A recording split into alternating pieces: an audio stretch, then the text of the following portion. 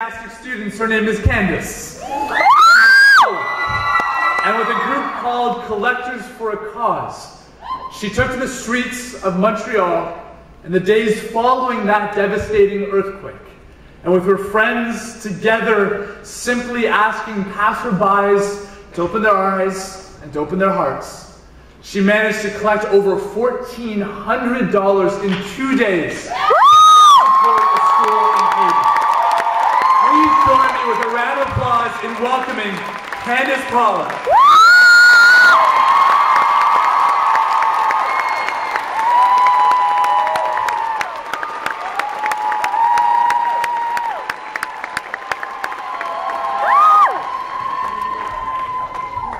Okay, well, Candace, as you can tell, firstly, I can tell you have a lot of friends today, and secondly, they're very enthusiastic with what you managed to accomplish, because what you have accomplished, it's incredible, it's remarkable. So let me again say congratulations. Thank you so much.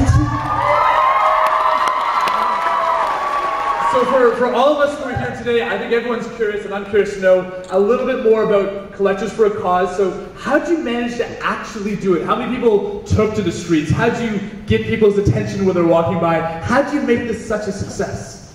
Collectors for a Cause is a really random group of friends of mine. What ended up happening was my friend Shauna approached me on Facebook, and she's like, I really want to do something to help Haiti. And I was like, yeah, me too. So an hour later, I sent out a message to a whole bunch of my friends that I thought would be interested, and they were all like, yeah, I'm so down. So I called the Free the Children, yeah, and they were really psyched about it. I called the Free the Children office in Montreal, and they offered to help us out. They gave us t-shirts and posters and letters, and we ended up going down to St. Catherine Street, corner Peel, and we're about 10, 12 people. We separated into two groups. Half of us were on one side of the sidewalk, and half of us were on the other side of the sidewalk, so everyone had to walk in between us. Awesome. Yeah, you couldn't get away from us. We had strategy. And we were cheering, we were chanting, we were telling people, every penny counts, help Haiti now. We were so into it and so enthusiastic, and even though it was really cold, we had so much fun with it, so it was just great.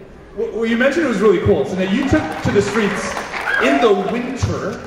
Let me put this out in case we all forgot. You know, of course, the earthquake happened on the 12th of January, so this was in the winter you took the streets. So why did you choose this action instead of, say, for example, a giant event you organized in your school or something? Planning big events take a really long time. Even if you intensely plan it for weeks and weeks and weeks, it's still going to take a little while before you can actually put the event on. And we knew Haiti needed immediate help. This was an unpredicted tragedy, and we wanted to make sure we got everything done right away. What we did took 3 days to plan and execute. It was like super fast and... Thank you. We got the same message out with doing something fast as opposed to doing something long, so it was still... And there must have been times when you're canvassing for donations on the street, I know there must have been people who maybe chose not to give, but more than that, chose not to even acknowledge you on the streets, what you were doing. So how did you keep your spirits high with this action? Yeah, it was a bit disappointing at times, but we were so cheerful, and everyone in the group was so enthusiastic that everyone was super happy, and we got to meet some really great people. There was this one guy, he was homeless, and he happened to be walking past us with his dog, and his dog had a Tim Hortons cup in her mouth, and that's where people were putting money to give to them. And he stopped as he was walking by, and he goes, what are you guys doing? So we told him we were raising money for Haiti, and he was like, wow. And he took his cup, and he emptied all the money he had collected that day into our collection.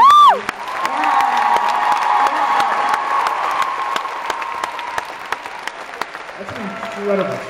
Yeah, and he was like, they need it more than I do, and that it amazed us, honestly, to see that someone has so much love and so much empathy that they can give up everything they have for other people.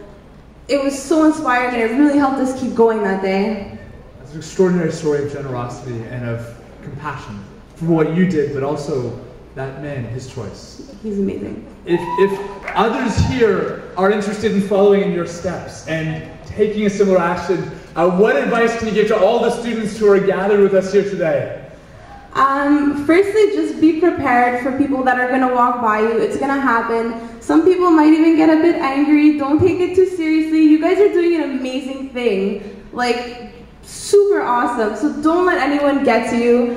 And also get maybe some letters ahead of time saying that you're actually giving to who you're saying you're giving to. Get some t-shirts, get some posters. Yeah, you need to look legitimate. That way people are going to feel so much safer giving their money to you because they want to know that their money's going to the right place, right?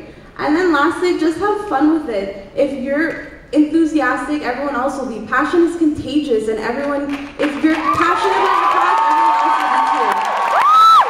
Candace Paula.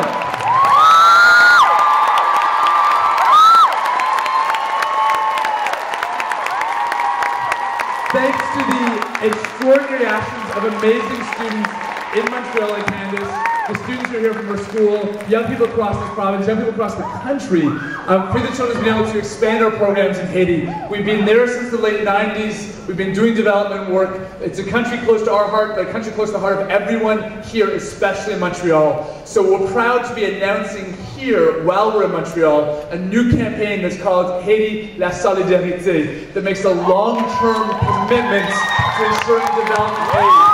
So we'd love you to get involved, and we'd love you to take a look.